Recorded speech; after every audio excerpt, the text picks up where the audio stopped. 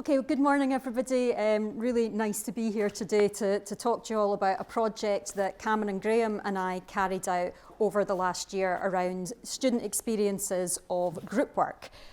So just to give you a brief outline of what I'm going to talk through, I'm going to start by giving you just a brief background to the project and the methodology that we used. I'm then going to tell you a bit about some of the research we did into student experiences of group work here at Glasgow, and then move on to think about how we use that information to develop a small suite of video resources. And I'll just wind up with a few conclusions and maybe implications for the future. So the background to our project really came from the large number of informal conversations we had both had with colleagues and also with students around group work. These indicated both that group work was being used more and more, particularly as part of a drive towards increased active learning, but they also indicated a lot of the concerns around group work, which I'm sure many of you will be quite familiar with yourselves. Concerns about the significant transitions that a lot of students had to make who very often didn't have experience of this type of group work to bring into their courses. And also about some issues around concerns around participation in group work. So we were very fortunate that we were able to secure some funding from the university's Learning and Teaching Development Fund for a small project. And we used this to find out more about what students thought and with the aim of producing a video resource. Many of you will be familiar with the literature around group work. Group work is used increasingly not just here but across the sector, and is associated with a number of benefits. It's associated with enhanced learning, with development of increased communication and intercultural competencies, and also with developing criticality. So it sounds great, but we also know that there's quite a number of challenges associated with group work as well. Lots and lots in the literature around free riding, perceptions from students that they are contributing more than their fair share and other people are not contributing equally. A general sense that students often don't really like group work. We often think it's a great idea, but that view is not always shared, and that it's potentially a stressful or even unpleasant activity. There are concerns around ensuring inclusion within diverse student groups. And there's also a note of the need to focus not just on the product and maybe a tendency to focus more on the final product, the essay or the presentation, rather than the process of group work itself. So this was the background that we came into the project with. So in terms of our own approach, we conducted an online questionnaire which we circulated to undergraduate and PGT students within our own college, the College of Social Sciences. We had over 500 completed responses, and we were quite pleased with this as a response rate, given that we sent the questionnaire out with one email, relatively cold to our potential participant group. We did use a questionnaire, but we collected primarily qualitative data through that questionnaire using open-ended questions. And the reason for that is we wanted to give students space to express their views in their own words and gain the kind of rich data that we could get from that. This did lead to quite a time-consuming coding process. We carried out a thematic coding between myself and Cameron.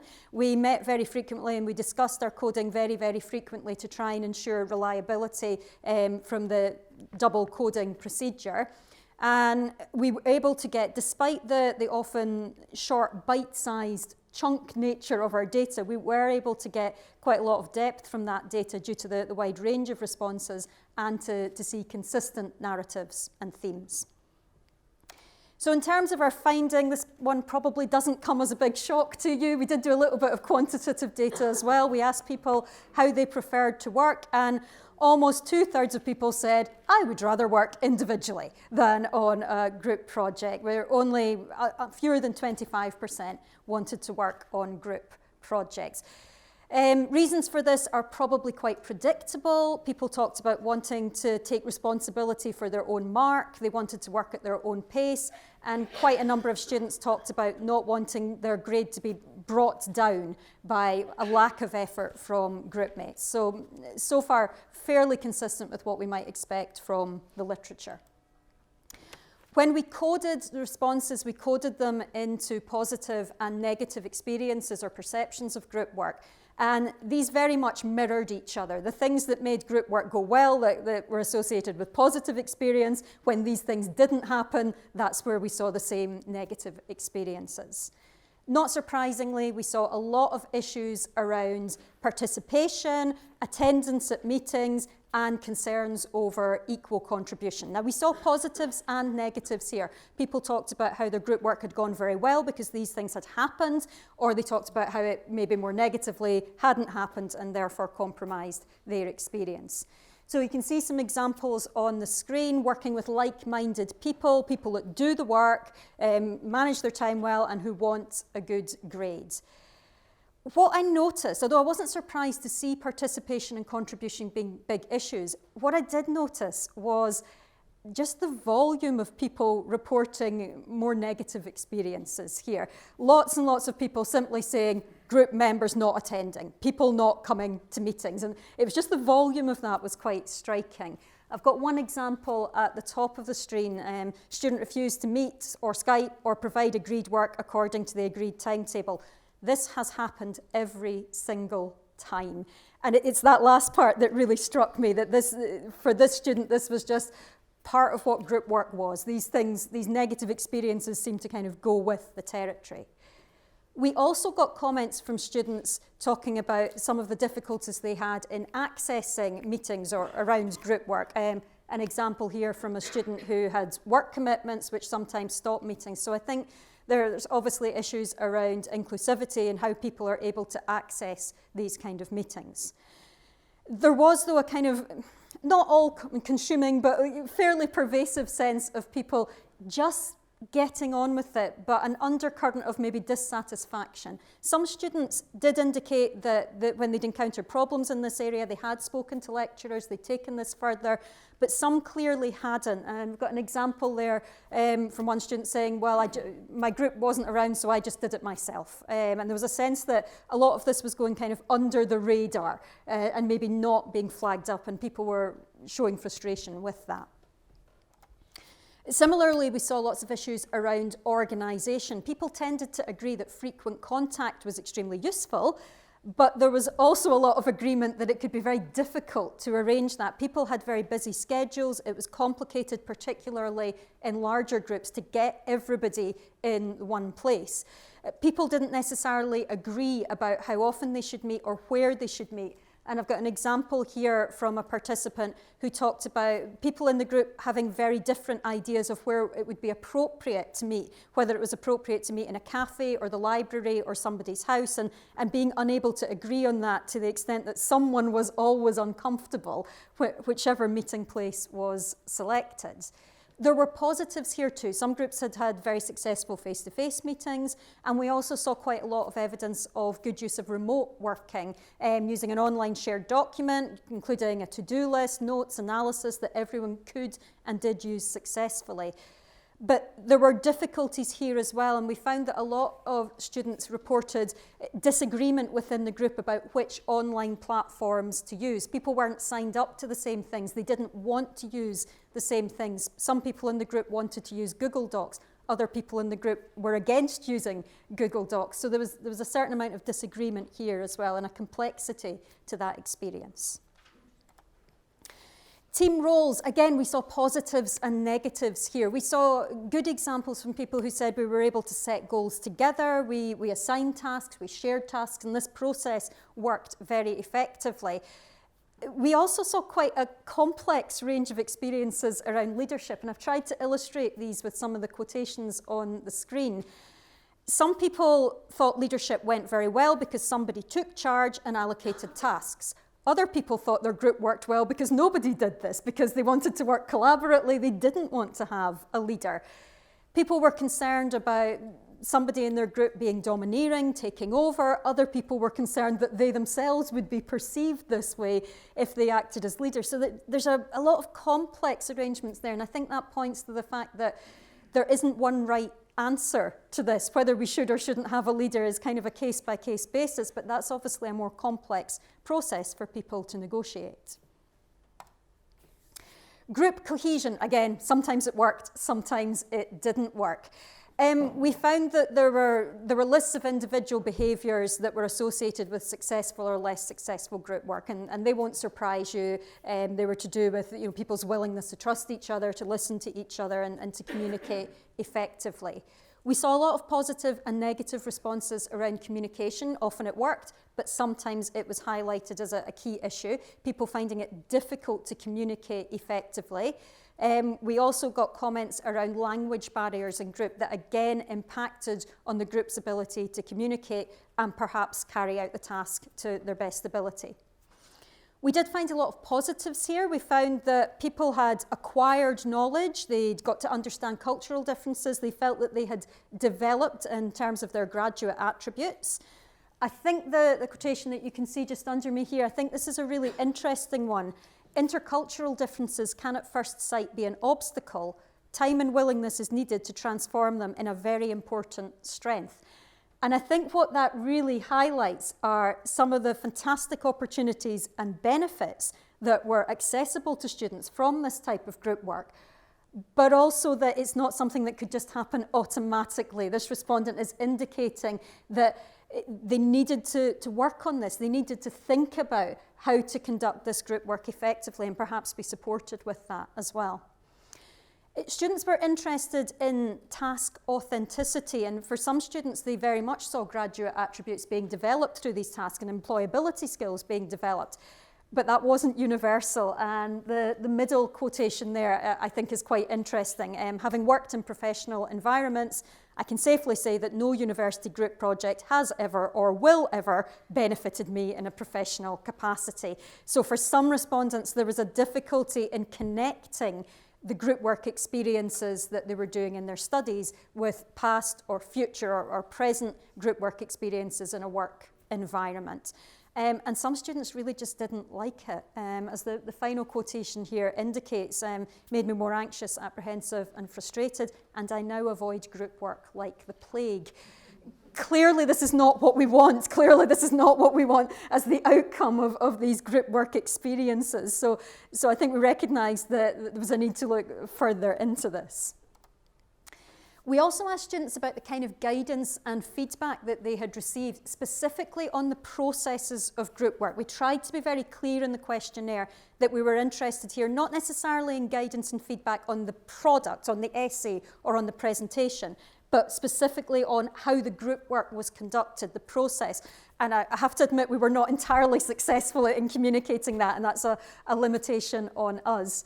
Many students had received guidance in the class or through notes, and you can see that some students found this very helpful. It set out how to run the group, what to do if there were any problems.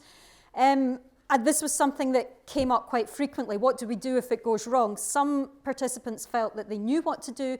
Other participants were less sure. Lack of recourse for uncooperative group members. And I think that fits with this sense that some of the concerns that students have, they didn't really know how to have these recognised or whether they should be recognised outside of the group. I think the middle quote is quite an interesting one. Group work is a particular set of skills and behaviour. Giving a handout on roles isn't enough. And I think that really points to the need for ongoing support and training on group work, which may of course be available in many courses. But I think it does illustrate that while this initial guidance can be helpful, it's useful for us to continue to think of ways to keep supporting students through the process and allow maybe opportunities for practice as well. We asked students about feedback, and this was quite an interesting one because most of the students said that yes, they did get feedback on the process of completing group work. But when we broke down the responses here, very often those responses didn't refer to the process, they referred to the product. So yes, I got feedback on the process, the lecturer told me what was good or bad in my essay. And that wasn't really what we were looking for. And I think what that points to is maybe a wider level of confusion among all of us, among teaching staff and among students as well, as to what kind of feedback could be useful on that process of group work and maybe even what the aims are in terms of that group work process. So we now had to take these findings and do something with them. We'd set out this project in order to develop a small video resource. We were very conscious that this was very much a small, short-term project. So we knew we couldn't be too ambitious. We decided that we wanted to try and do one thing, but do it well. Keep it small, but do it well. And that's why we decided to focus specifically on short video resources. We knew we had a number of challenges. A lot of these issues are really hard to solve. If people are not attending group meetings, it's difficult to see how a 90-second video from us would really make a difference to that. So we wanted to try and focus on things where we felt we could make some impact. We were also very conscious, and we got some very helpful feedback from some of our colleagues on this, that there was a lot of different expectations and practices around group work in different subjects and between courses.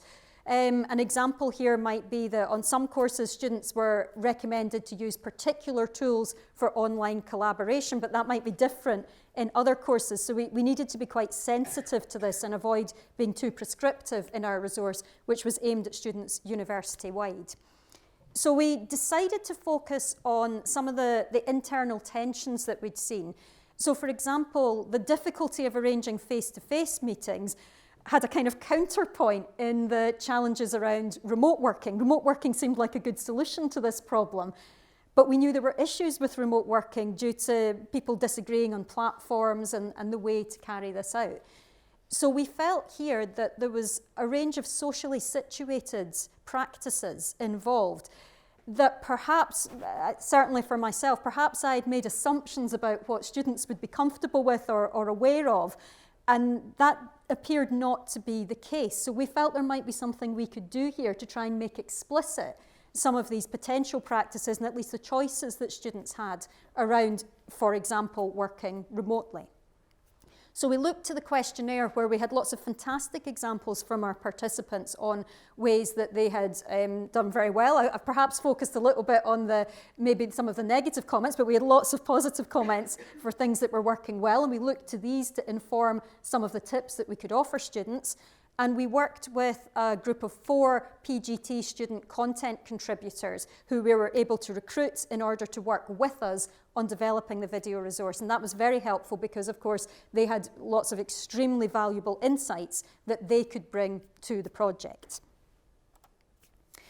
So we tried to do our work in a spirit of co-creation, working with the 4 PGT contributors, and they were absolutely fantastic in bringing this project together.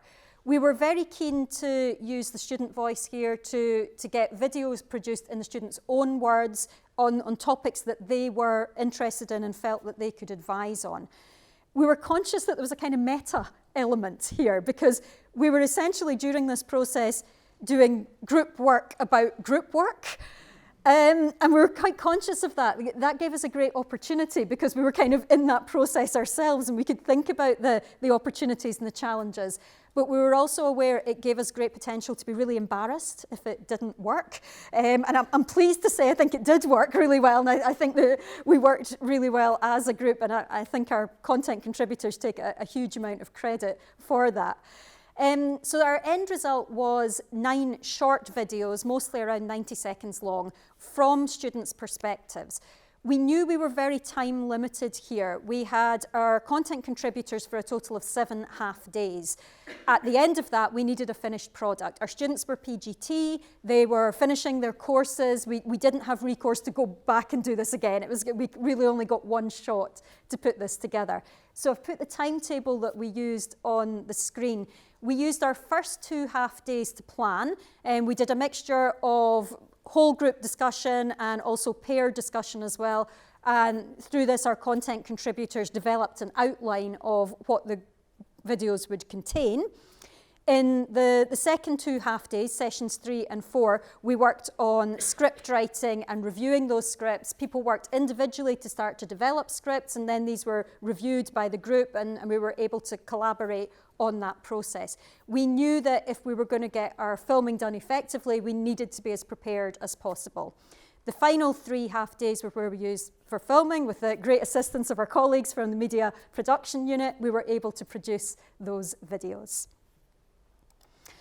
So the videos are on a Moodle site. We chose video because it's something we felt we could do within the time that we had, and it was something that was very adaptable. Rather than try to develop a standalone resource, we wanted something that could be used in different ways. Now, the videos are available on a Moodle page that is open access to anybody who is within the university, any student, any staff member. So please do feel free to go on, have a look at the videos, use them in any way that you would like.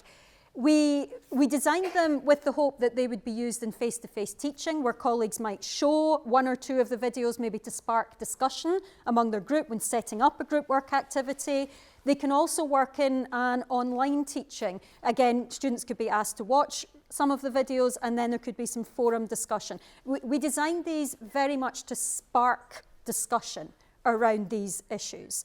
On the screen, you can see the topics. These were selected by our PGT content contributors, and we tried to focus on areas where we could make explicit some of the things that students might find helpful. So, for example, in the second session on team roles, one of the things that our content contributors discussed was it being very useful at the beginning of group work to discuss people's own perceptions of their strengths and weaknesses, and maybe pair up with somebody who had different skills to work on particular defined tasks. And this kind of information we thought could be helpful for people doing group work at the first time. I'm very much regretting now not leaving time in this talk to actually show you one of the videos, so my apologies for that. This is what the Moodle page looks like. Please do feel free to go on and have a look. We designed them to be short, so hopefully it's time friendly for everyone involved, and just gives you a flavour of the kind of work that we've tried to put together. So in terms of our conclusions and maybe the implications for designing and supporting group work, our findings from the research phase were very much, I think, consistent with the literature, and something that I think that certainly I would like to do more work on is this recognition and valuing of the process of group work. Of course this happens. I understand there are fantastic examples across the university where this is happening, but I think there's probably more that we can still do to make sure that we're both staff and students are comfortable with thinking about that process and how we can support that ongoing process of group work. I think we have to acknowledge the challenges, that undercurrent that I mentioned where people seem to be facing these challenges and feeling that wasn't being recognised, that's a sort of undercurrent of frustration or dissatisfaction. I think we need to acknowledge that these things will happen. There will be difficulties around participation and attendance at meetings, for example. We need to acknowledge that in order to try and address that, maybe address the reasons why that is happening. I think we need to foreground inclusion. We did have a lot of comments around participation, and again, I think that's something that we can do in our guidance and our ongoing training on group work, and that we can discuss openly with students. I think that in-practice training is important, and I'm not sure that students always have opportunities to practice doing group work and get feedback on that, and just overall that need for ongoing support. Thank you very much for your time, and I think we have time for questions if anybody has any. Thank you.